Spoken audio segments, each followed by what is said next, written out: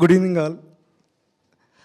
ఈ cinema first starting నుంచి అంటే ఒక చిన్న గ్లిమ్స్ చూసి ఇదేదో ఇంట్రెస్టింగ్గా ఉంది, దీన్ని తెలుగుకి తీసుకొస్తే బాగుంటుంది అనుకుని చెన్నై వెళ్ళి కెన్ అండ్ గ్యాంగ్ అండ్ కర్పయ్య వీళ్ళందరినీ కలిసి ఈ సినిమా హైదరాబాద్కి తీసుకురావాలి అని చెప్పి డిస్కస్ చేసిన దగ్గర నుంచి ఈ సినిమా చూపించి వశిష్ఠ అన్న వీళ్ళందరూ అక్కడి నుంచి మా సైడ్ ఉన్న డైరెక్టర్లు, హీరోలు, మ్యూజిక్ డైరెక్టర్లు, సింగర్స్, లిరిసిస్ట్ ఆల్మోస్ట్ ఇండస్ట్రీ మొత్తం మాకు సపోర్ట్ చేసింది.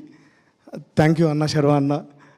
మీరు లాస్ట్ ఒక దీనికి అంటే వాళ్ళందరూ అక్కడ నుంచి మంచి సపోర్ట్ చేస్తే మీరు ఇక్కడ నుంచి ఫ్యామిలీస్కి తీసుకెళ్ళడానికి యాజ్ యూజువల్ మీరు ఫ్యామిలీ హీరో, మీ సెంటిమెంట్ అంతా వర్కౌట్ అవుద్ది అనుకుంటున్నాను.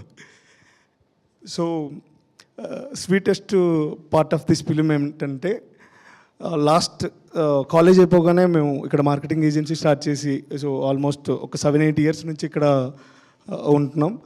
ఆల్మోస్ట్ మా ఫ్రెండ్స్ కానీ, కాలేజ్ ఫ్రెండ్స్ కానీ, రిలేటివ్స్ కానీ వీళ్ళందరితో కనెక్షన్ పోయింది. ఫుల్ వర్క్స్లో ఉండిపోయి దీని మీద ఈ సినిమా అనౌన్స్ చేసినప్పటి నుంచి ఆల్మోస్ట్ అందరూ కాలేజ్ ఫ్రెండ్స్, వాళ్ళ ఫ్రెండ్స్ ఆఫ్ ఫ్రెండ్స్, రిలేటివ్స్ అందరూ అలా అయినా వీళ్ళతో మాట్లాడే ఛాన్స్ దొరికింది. Thank you. వాళ్ళందరూ ఫోన్ చేసి అరే మనం చేసినట్టే ఉంది గ్యాంగ్, అసలు అల్లరి చేస్తున్నాం కానీ ఇలాంటి సినిమా అందరికీ చూపించాలి అనేది ఫుల్ పుష్ చేస్తున్నారు. సో మీరు కూడా మీ అందరి గ్యాంగ్స్తో, పేరెంట్స్తో సినిమాకి వెళ్ళి దీన్ని ఇంకా ముందుకు తీసుకెళ్ళాలని కోరుకుంటున్నాం. చాలా థ్యాంక్స్. సక్సెస్ ధైర్యం ఇచ్చింది అనమాట వినీత్కి, ప్రీ రిలీజ్కి ఇప్పటికీ.